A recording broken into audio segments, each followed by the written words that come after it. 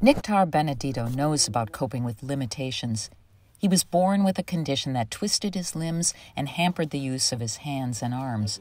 Undeterred, the Mozambican man taught himself to draw and paint with his feet to better express himself. The artist says the COVID-19 pandemic is the biggest obstacle he has encountered in his 37 years. It inspired him to produce a series of works he calls The Cry of the World.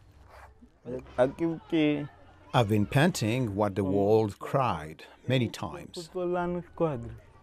This series portrays women and girls for whom the COVID pandemic has been particularly hard. UNICEF has reported widespread increases in child marriage and cutbacks in girls' schooling, a concern also expressed by authorities in Mozambique's Manica province, where Benedito lives. His new works focus on females, some pregnant, all struggling. When COVID started, people in rural areas didn't understand what it was. These women carried everything and left the village because they thought COVID-19 was a spell. That's why they appear on their backs.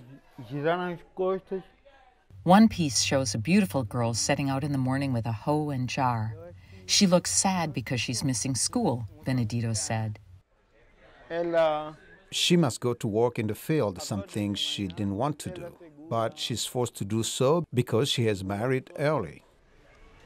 Pandemic restrictions have prevented Benedito from exhibiting his work beyond his modest home in Chimoio town. He said he has sold paintings to his friends, but also depends on a monthly government food basket to make ends meet. He's not complaining. For me, art is not about the money. Art is helping people to look at the world with different eyes.